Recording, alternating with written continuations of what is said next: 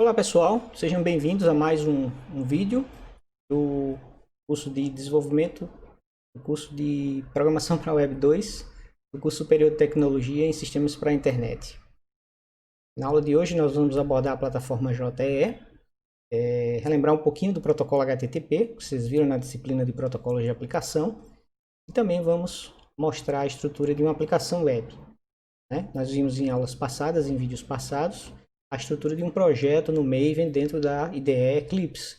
Mas aqui não é uma aplicação web, é só um projeto do Eclipse integrado com a ferramenta de automatização Maven.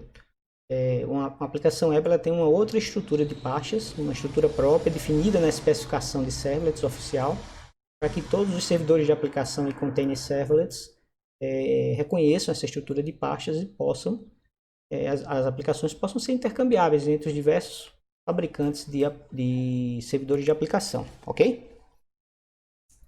Bom, a JEE ela nasceu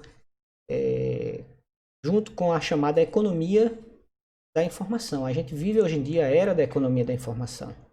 Nós já passamos por períodos em que o poder e o domínio ele estava nas mãos daqueles que possuíam as ferramentas agrícolas.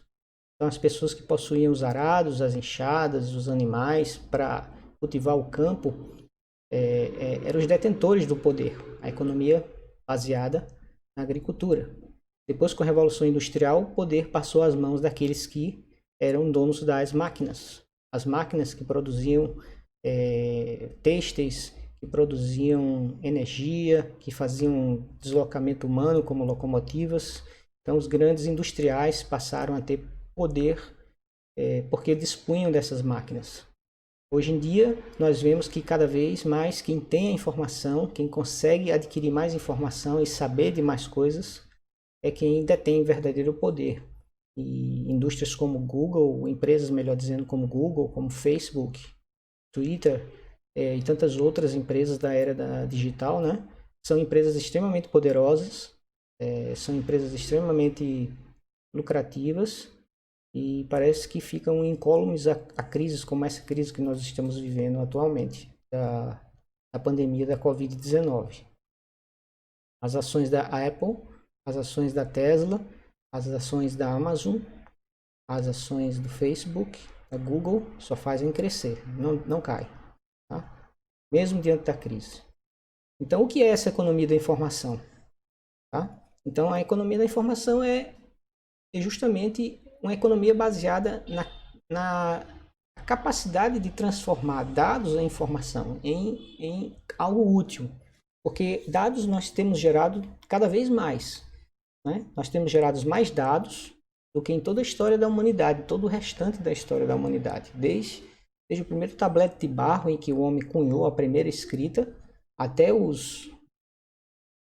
a década passada, juntando toda a informação que nós produzimos em jornais, em discos de vinil, em fitas, cassete, em livros, não se compara à quantidade de informações que nós estamos produzindo na última década. Por dia são produzidos não sei quantos terabytes de vídeo no YouTube, por exemplo. Então, uma empresa que consegue retirar informação desse volume de dados é uma empresa realmente que detém o poder nos dias de hoje, tá? Nós estamos vivendo essa transformação. E as empresas, elas querem surfar nessa onda, mesmo empresas que não tenham como produto final a informação, ainda continuem sendo empresas tradicionais, a informação é extremamente valiosa para mantê-las na disputa, Mantê-las junto com seus concorrentes e para que elas adquiram mais market share, e entreguem lucros aos seus acionistas, etc. Cumpra seu papel de empresa, papel capitalista, melhor dizendo, de empresa. Então, uma empresa, por exemplo, ela tem um desafio gigante. Quanto mais ela cresce, mais ela cria departamentos, setores. E esses setores precisam ser integrados. A informação que um setor produz, ela precisa ser compartilhada, distribuída, repassada para outros setores, e para que a empresa possa funcionar no seu negócio e que também essas informações cheguem até a alta direção da empresa, para que os diretores e os presidentes possam tomar decisões estratégicas. Se essas informações não chegam até eles, como é que eles sabem se precisam comprar uma nova máquina? Como é que eles sabem se precisam exportar, né?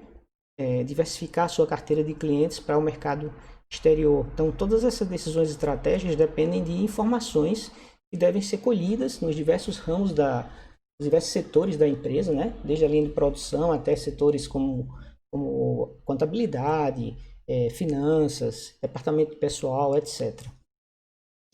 Como fazer um software que integre todos esses setores da empresa?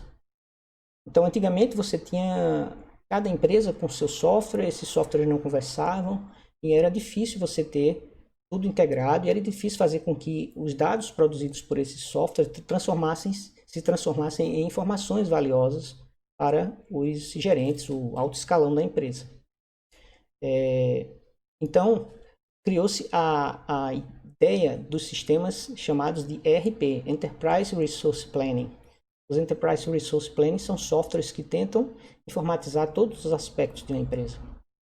Desde a matriz principal da empresa, né, as filiais, e desde o ramo principal de negócio da empresa até ramos de apoio da empresa, como contabilidade, finanças, administração, departamento pessoal, né, controle de estoque, por exemplo, se for uma loja. E como você vai fazer esse software? Em que linguagem você faria esse software? Ainda mais, eu quero disponibilizar informações na web, eu quero abrir uma loja na web, eu quero ter controle dos meus fornecedores. Todo esse fluxo de informações precisa estar consolidado e eu preciso de um sistema que integre tudo isso. Então a plataforma JE nasce justamente com essa proposta de ser uma plataforma baseada na linguagem Java e permita que você desenvolva essa aplicação, esses Enterprise Resource Planning, de uma forma modulada, baseada em componentes, orientado a objetos, como a linguagem Java, e que você vai fazendo aos poucos, tá? E você vai integrando esses módulos à medida que o software for precisando de mais, a empresa for precisando de mais módulos desse software. Então, o objetivo da JE é esse, definir um conjunto padrão de funcionalidades que ajuda as empresas a integrarem e escalarem suas aplicações distribuídas às demandas do negócio.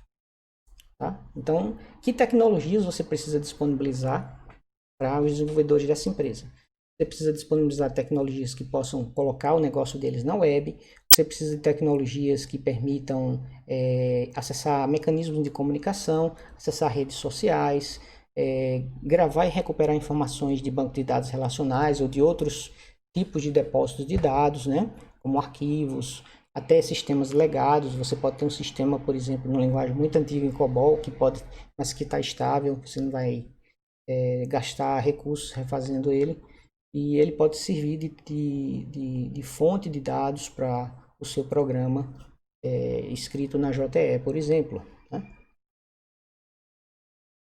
Então você pode construir uma variedade de aplicações, sempre seguindo o molde do modelo cliente-servidor, certo? Tanto na intranet da empresa, né? Sistemas internos à empresa, como também na internet. Né? Você pode disponibilizar um sistema, por exemplo, para os seus fornecedores consultarem demandas suas, estoque, oferecer promoções, etc. Então vocês veem que a plataforma JE ela é definida em camadas. Vocês têm a camada dos clientes, basicamente onde os clientes interagem, né, com as aplicações, é o front-end das aplicações. Esse front-end pode ser feito em Java Standalone, cada vez mais raro, ou pode ser um cliente em qualquer outra tecnologia, seja ela da plataforma JE ou não. Você pode ter um cliente puro HTML, por exemplo, você pode ter um cliente PHP, você pode ter um cliente em Angular. Você pode, antigamente, né, logo que a plataforma JE nasceu, Java nasceu, o grande carro-chefe, né, o que fez Java despontar como tecnologia da web, foi justamente uma tecnologia cliente, os applets, que permitiam que você embarcasse em páginas HTML um programa. Aquilo ali era uma verdadeira novidade, algo excepcional. Você ter dentro de uma página web era como se fosse um livro digital. E aí, de repente, você tem algo se mexendo dentro desse livro, como naqueles livros de Harry Potter. Então, os applets causaram esse espanto todo e fizeram com que Java ganhasse o destaque que tem nos anos 90 e que vem até hoje, sendo uma das linguagens mais populares entre os empregadores, né? Muitos desenvolvedores Java são procurados aí por empresas do Brasil e do exterior. Existem vários sites que listam o ranking das linguagens de programação. Java está sempre lá entre as 5 ou 7 primeiras. Então você tem a camada central, que é o coração da JTE. Ela fornece tanto com a parte web, né, para você disponibilizar suas aplicações na web, quanto também os EJBs. EJBs são objetos Java distribuídos, fornecem serviços distribuídos. Antigamente, quando não existia APIs de web services, sejam eles em JSON, REST, né, ou sejam eles em XML mesmo, tradicional, o EJB era a única solução que você dispunha para realizar esse tipo de serviço. A diferença é que a EJB só funciona com Java. O cliente tem que ser Java e o EJB tem que ser escrito em Java também. É escrito em Java também. A ideia do EJB é você ter um objeto aqui local e, na verdade, ele está refletindo um objeto que está numa máquina servidora. Então, você fica com a cópia local desse objeto, né, mocando a cópia, o objeto real que está lá no servidor. Então, o que você faz com esse objeto aqui está refletindo lá no servidor. E antigamente, a persistência de objetos no mundo Java só era conseguida nativamente usando EJB. A sua classe tinha que herdar das especificações EJB para poder o seu objeto ir para uma tabela de banco de dados, virar um registro numa tabela de banco de dados relacional. Depois, com o tempo, é que surgiu a JPA, tá? Porque as pessoas viram que a especificação JB era muito complexa no começo, as primeiras especificações, e as implementações eram terríveis, né? Os servidores de aplicações eram muito lentos, deixavam a desejar no quesito desempenho, eram complexos de configurar, não dispunham de portabilidade, ou seja, a aplicação rodava no servidor, quando você levava ele para outro, não rodava mais. E isso fez com que a palavra JB ficasse, depois do hype que ela teve, né? Todo mundo foi para JB quando apareceu, achando sensacional, mesmo que não precisasse ter JB, mas depois viram que a coisa não era assim tão legal e que dispunha de um desempenho tão bom quanto a teoria vendia. E aí foi que surgiu, por exemplo, o framework Spring, criado por Rod Johnson, e cunhou a expressão POJO, P-O-J-O, Plain Old Java Objects, ou seja, vamos deixar a JB de lado e vamos descrever as nossas velhas classes Java, que servem para representar entidades do domínio da aplicação. Então, quando eu estou, por exemplo, fazendo um sistema de controle escolar, eu vou modelar uma entidade estudante, aluno. Eu vou modelar uma outra entidade, professor, coordenador, curso, turma, horário. Todas essas entidades do mundo real, né, sejam eles reais mesmo, como uma pessoa, um aluno, professor, sejam elas abstratas como um horário, elas existem nesse domínio dessa aplicação, nessa área de domínio. Então elas são modeladas em Java como objetos, certo? E esses objetos não precisam necessariamente ter código intruso dentro deles, nem herdar necessariamente, obrigatoriamente de uma classe. A JB exigia esse tipo de coisa, que você implementasse uma série de interfaces, muitas delas com métodos vazios, suas classes ficavam gigantescas, e quando você colocava para rodar no servidor de aplicações, o desempenho ia lá para baixo. Então, o Rod Johnson, através do lançamento do framework que viria a se tornar o Spring, ele cunhou a expressão Plain Old Java Objects. Vamos voltar a programar com os objetos Java normais, minha classe herdando de object, né? Definindo as propriedades que um aluno deve ter. Tá? O nome do aluno, a matrícula dele, qual é o CRE dele no curso, por exemplo, e quais são as turmas que ele está matriculado no momento, dados pessoais dele, dos familiares, etc. e tal. Então, esses objetos Java, eles poderiam ser persistidos utilizando uma API, um framework de persistência muito utilizado na época, que surgiu também nessa época, chamado Hibernate. Né? O Hibernate ou Hibernate, como queiram, ele permitia que você persistisse objetos Java simples, POJOs, ao invés do EJB, que exigia que sua classe fosse um EJB. Foi daí que surgiu a JPA, tempos depois, quando o sucesso do Hibernate se comprovou na prática, é que o pessoal de Java, né, que formaliza a linguagem, que expande a linguagem, que define o que vai ter nas novas versões, viu que precisava de uma API de persistência para objetos Java simples. Então eles eles refizeram um redesenho completo da especificação EJB, a parte de persistência antiga morreu, e a JPA tornou-se oficial tanto para persistir a JBase quanto para persistir qualquer tipo de objeto Java. Tanto seus objetos Java comuns, né, os seus POJOs. Então, isso é uma breve história aí dos Enterprise Java Beans. Vocês provavelmente devem ver um pouquinho de EJB em outra disciplina do curso, eu acho.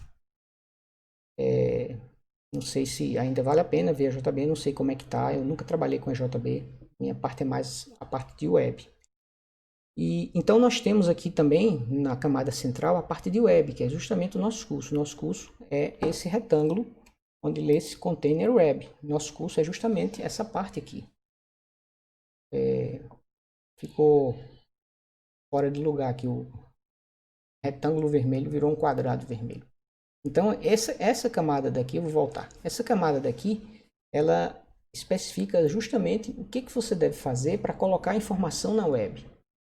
Como é que você coloca aquelas informações da sua entidade aluno, né? Que tem um nome, está matriculado na série de disciplinas. Como é que você mostra, por exemplo, a página do aluno com seu histórico, suas disciplinas matriculadas no período atual, o histórico de disciplinas passadas, o CRE dele, alguma informação extra, enfim, como é que você disponibiliza essa informação na web? Então, essa camada aí, ela contém uma especificação que diz como é que se faz isso em Java.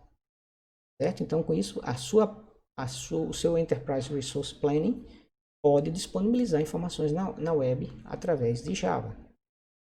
É isso que fazem frameworks como o Spring, como o JSF e tantos outros frameworks que existem aí no mundo Java. Tá? Struts, que foi um framework bastante famoso aí nos anos 2000. Na camada intermediária também você tem uma série de APIs de apoio, né? Serviço de nomes, serviço de mensagens assíncronas, e serviço de e-mail e tantas outras. Aqui isso é só uma pequena amostra. Então essa camada intermediária é o back-end da sua aplicação. E você tem ainda uma terceira camada que o mundo JE não se intromete, não define nada dela, simplesmente faz uso dela, oferece conectores para que você conecte seus objetos EJB, tá? Ou seus objetos Java simples, POJOs, nessa camada que são os Enterprise Information Systems. Aqui está compreendido banco de dados relacionais, não relacionais, sistemas legados que você tem na sua empresa, arquivos, depósitos de dados, armazém de dados, enfim. Tudo aquilo que é de externo à plataforma JE, mas que a plataforma se preocupa em disponibilizar uma maneira de você consumir essas informações. Tá bom? Então essas são as características que nós já falamos. Ó. O modelo multicamadas, que nós já mostramos as camadas, né? Você tem o gerenciamento de componentes por containers. Então dentro de cada camada dessa você tem um container e você tem um componente. Então um EJB, uma classe, um objeto EJB, ele é um componente. Mas para que ele exista e cumpra o seu papel dentro da aplicação, é preciso que ele fique hospedado dentro de um container EJB. Esse container EJB ele vem na forma de um servidor de aplicações, um software que você instala e que as suas aplicações Java, quer sejam EJB, quer sejam web, elas executam dentro desse servidor de aplicações. Tá? As aplicações, elas na verdade, são componentes desse container. E as próprias aplicações podem ser quebradas também internamente em componentes. Uma aplicação web pode ter diversos componentes do tipo servlet, por exemplo, ou páginas JSP. Isso se você for trabalhar diretamente com a API básica do desenvolvimento web de Java, tá? A gente não vai chegar nesse nível aqui nesse curso. Vamos trabalhar com frameworks que usam esses componentes mais básicos. Então, a gente viu que tem suporte para componentes clientes, né? Páginas HTML, applets, etc. E outras tecnologias que não sejam Java. E suporte para componentes de negócios como o EJB. Tá? Bem, por esse vídeo é só. A gente fica por aqui, mas o assunto não terminou. Aguardem aí a continuação no próximo vídeo da série, tá bom? Muito obrigado, até daqui a pouco.